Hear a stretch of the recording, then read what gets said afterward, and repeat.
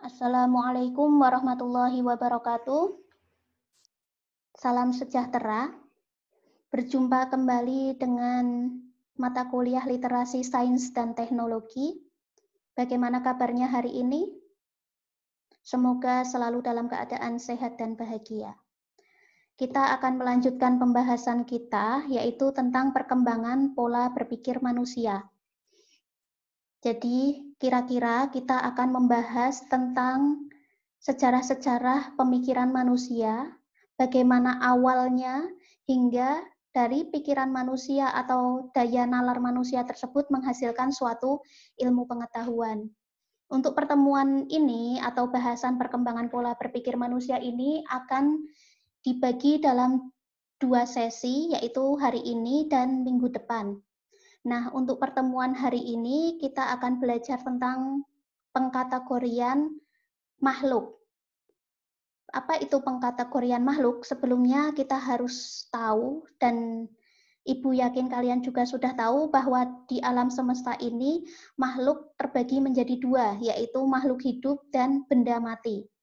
Nah, dari benda mati itu disebut sebagai anorganis, sedangkan makhluk hidup kita sebut sebagai organis. Untuk benda mati yang menjadi pengisi bumi tetap tunduk pada hukum alam, bersifat deterministis. Demikian juga dengan makhluk hidup. Makhluk hidup akan tunduk pada hukum kehidupan atau biologis. Nah, kira-kira apa sajakah yang pengkategorian dari makhluk hidup? Tepat sekali, makhluk hidup ini terbagi menjadi 3 golongan. Yang pertama manusia, kemudian hewan, dan tumbuhan. Sebenarnya manusia ini memiliki sifat-sifat yang hampir serupa dengan hewan. Namun karena pencirian khususnya yang sangat berbeda sekali dengan hewan, maka tetap dilakukan pemisahan golongan. Jadi yang pertama akan kita bahas, apa sajakah ciri makhluk hidup? Kemudian, apa sajakah perbedaan ketiganya, yaitu manusia, hewan, dan tumbuhan ini? Ditinjau dari daya gerak, naluri mempertahankan diri, dan cara perkembangbiakan atau menghasilkan keturunan. Kemudian kita juga akan membahas ciri-ciri manusia secara khusus dan lebih mendalam. Karena di sini kita tahu bahwa ciri-ciri kehidupan manusia sebagai makhluk yang tertinggi itu lebih sempurna dari hewan maupun tumbuhan terkait dengan amanahnya atau tugasnya sebagai khalifah di muka bumi. Nah, yang pertama adalah ciri-ciri tumbuhan. Tadi kita akan membahasnya dari 3 golongan besar, yaitu perbedaan dari segi daya gerak, kemudian naluri mempertahankan diri, dan cara perkembangbiakan. Untuk tumbuhan ini yang pertama daya geraknya sederhana, yaitu hanya mempertahankan hidupnya. Jika kalian tahu beberapa tumbuhan itu membutuhkan cahaya untuk membuat makanan bagi dirinya atau yang disebut sebagai proses fotosintesis. Sehingga misalnya kita tempatkan tumbuhan ini di tempat yang gelap, maka tumbuhan ini akan tumbuh menuju tempat yang lebih terang atau terdapat cahaya di sana. Kemudian dari proses fotosintesis itu merupakan proses memasak makanan untuk tumbuh dari tumbuhan itu sendiri. Dan ini membutuhkan bahan baku yang berupa air salah satunya. Nah, air ini biasanya diperoleh oleh tanaman melalui akar. Jadi, akar ini akan bergerak menuju ke arah sumber air. Ini untuk mempertahankan hidup dari tanaman itu sendiri. Kemudian yang kedua, tumbuhan ini memiliki naluri untuk mempertahankan diri. Nalurinya ini bersifat sederhana dan pasif. Contoh-contohnya kalian pasti sudah tahu, diantaranya yaitu misalnya pohon jati. Itu ketika masuk ke musim kemarau, untuk mengurangi evaporasi atau penguapan lewat daun, pohon ini akan menggugurkan daunnya. Kemudian ada beberapa tanaman untuk mempertahankan diri, dia akan mengembangkan duri atau bisa saja racun, hingga mekanisme pertahanan lainnya agar mereka tidak dirusak atau dimangsa oleh makhluk lainnya. Kemudian yang ketiga, cara berkembang biaknya untuk tumbuhan itu membutuhkan bantuan dari luar. Nah, untuk tumbuhan ini kita mengenal ada dua jenis perkembangbiakan. Yang pertama adalah perkembangbiakan secara generatif dan yang kedua adalah perkembangbiakan secara vegetatif. Apa itu perkembangbiakan secara generatif dan vegetatif? Yang generatif pertama. Generatif itu merupakan perkembangbiakan yang melalui proses perkawinan. Sedangkan vegetatif berarti sebaliknya, yaitu perkembangbiakan tanpa melalui perkawinan. Nah, perkembangan generatif ini misalnya yaitu melalui biji. Jadi biasanya ini terjadi pada tumbuhan berbiji dengan alat perkembangbiakannya adalah bunga. Biji ini dihasilkan setelah tumbuhan melalui penyerbukan pada bunganya. Kemudian penyerbukan itu apa?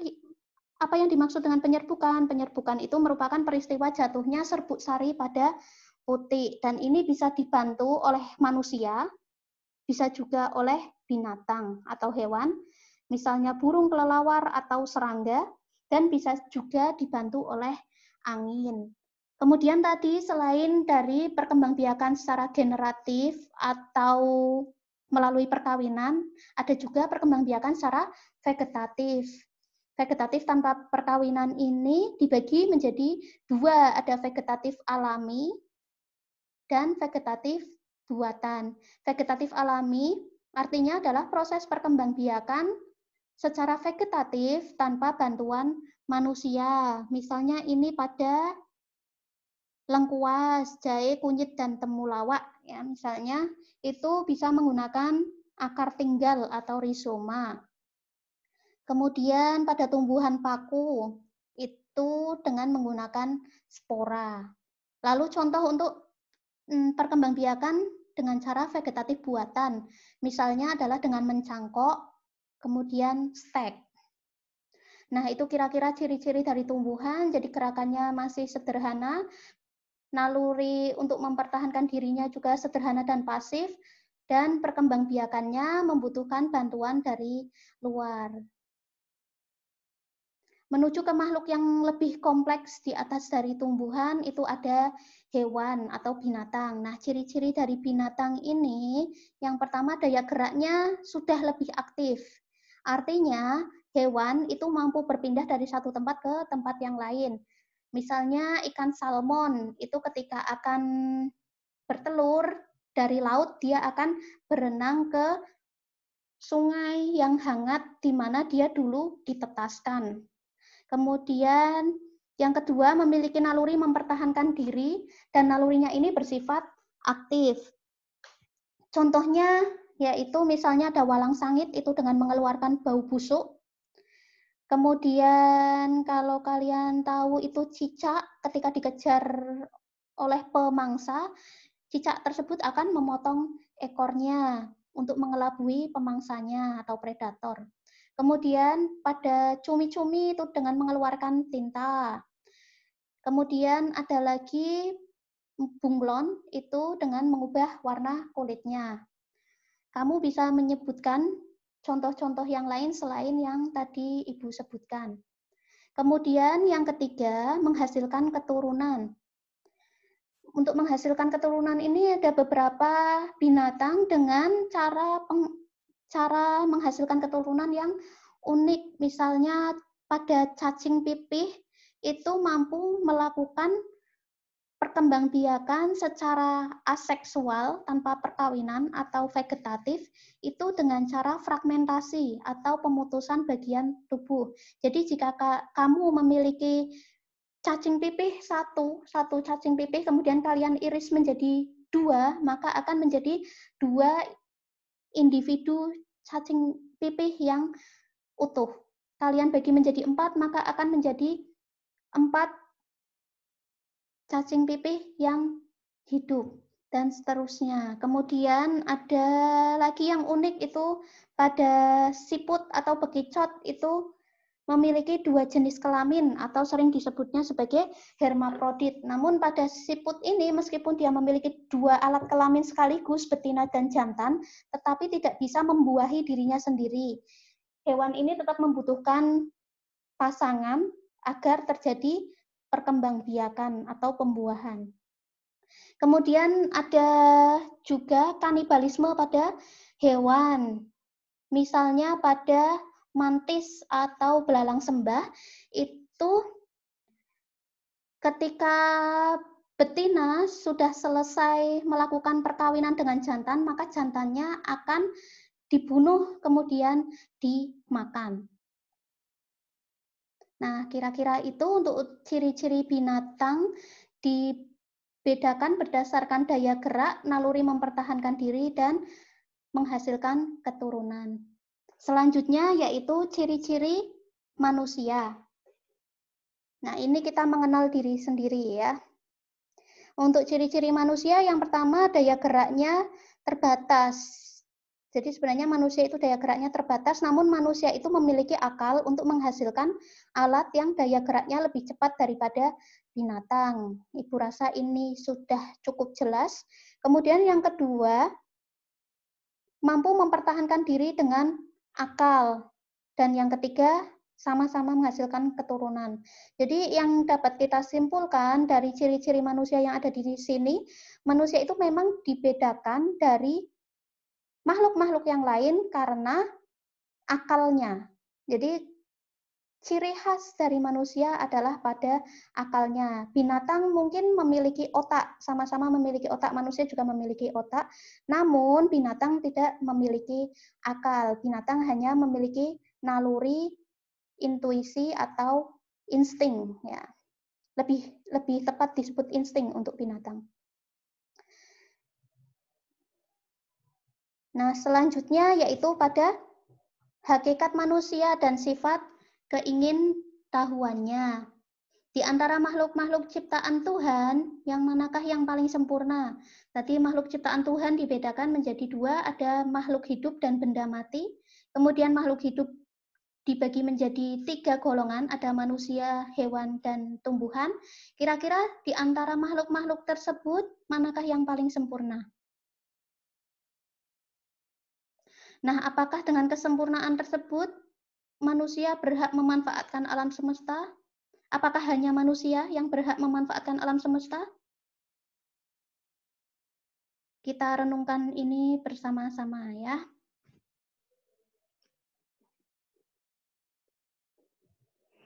Nah, semua ciptaan Tuhan, baik manusia, hewan, tumbuhan, itu berhak memanfaatkan apa yang tersedia di alam semesta. Jadi meskipun tadi manusia yang dibekali dengan akal, atau misalnya dalam syair Arab itu disebutkan bahwa al-insanu al-hayawanun natik, atau artinya manusia adalah hewan yang berpikir, tapi manusia tidak dengan privilege-nya tersebut kemudian bertindak sewenang-wenang dan mengeksploitasi alam semesta. Manusia harus berpikir bagaimana caranya agar semua komponen makhluk hidup maupun benda mati yang ada di alam semesta ini berada dalam keseimbangan dan tidak terjadi bencana. Karena seperti yang kita tahu, semua komponen dalam sistem ini saling membutuhkan dan saling bergantung satu sama lain.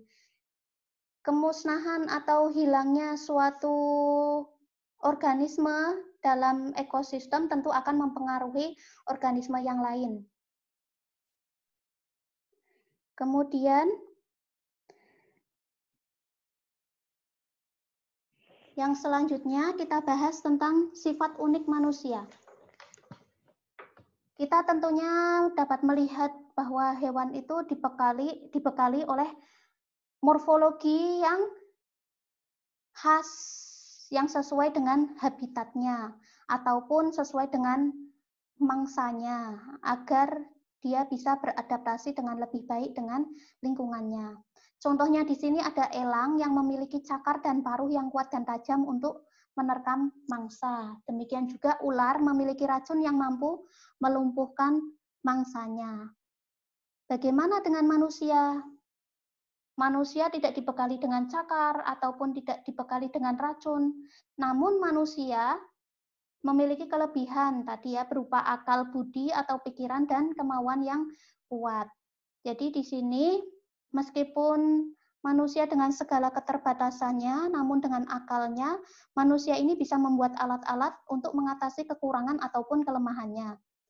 Misalnya ketika manusia tinggal di daerah kutub, dengan kemampuan berpikirnya bisa menciptakan suatu bahan atau kain yang bisa melindungi kulitnya atau tubuhnya dari hawa dingin, dan seterusnya. Kemudian misalnya manusia terbatas, tidak bisa berpindah dengan cepat seperti burung ke tempat yang lain, tapi manusia dibekali dengan akal sehingga mampu menciptakan alat transportasi. Ada udara, transportasi udara, pesawat terbang, ataupun transportasi darat dan laut. Demikian juga manusia menciptakan alat komunikasi misalnya, agar bisa terhubung dengan sesamanya meskipun dalam ruang yang berbeda. Jadi itulah kelebihan dari manusia, yaitu pada akalnya. Jadi sebagai makhluk yang telah diberikan kelebihan pada daya berpikir atau bernalarnya, sudah semestinya manusia memanfaatkan kemampuan tersebut untuk kemaslahatan bersama. Nah, selanjutnya ini bahasan yang terakhir untuk pertemuan hari ini. Kita akan mengulik lebih dalam tentang ciri-ciri manusia secara lebih rinci. Kalau tadi kita masih membahasnya dalam pengkategorian perbedaan antara manusia, tumbuhan, dan hewan. Nah, sekarang kita akan membahas khusus tentang manusia itu sendiri. Nah, di sini dibedakan menjadi beberapa, ada 8 golongan. Yang pertama, Homo sapien. Jadi, manusia itu memiliki kecerdasan dan bersifat bijaksana. Dengan daya pikirnya, manusia dapat menilai mana yang harus dikerjakan, mana yang tidak, dan dapat mempertimbangkan antara kepentingan masa lalu, sekarang, dan yang akan datang. Ini misalnya ketika ada promo, misalnya 99, ada Shopee, ada Bukalapak, atau mungkin Lazada, dan lain sebagainya, promo diskon besar-besaran.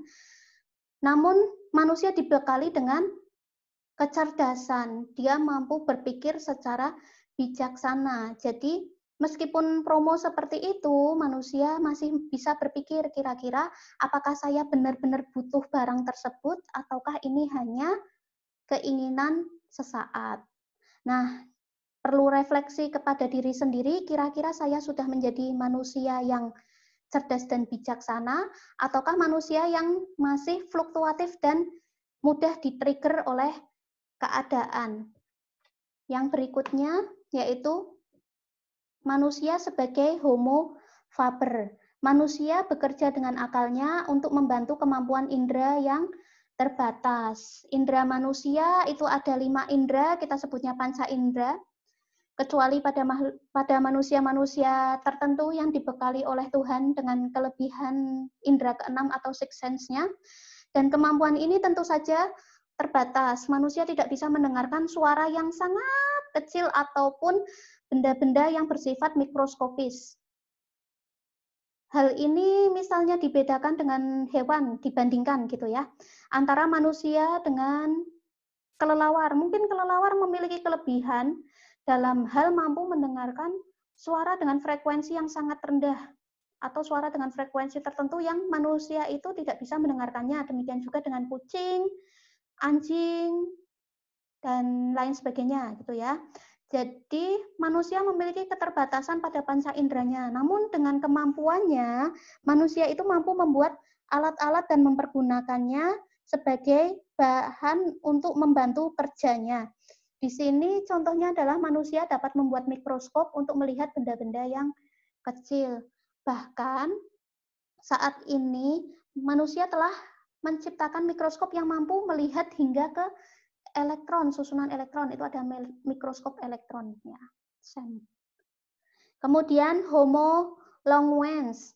Homo longuens ini artinya manusia dapat berbicara sehingga dapat mengemukakan pikirannya melalui bahasa. Manusia dapat berbicara sehingga apa yang ada dalam pikirannya, dalam otaknya,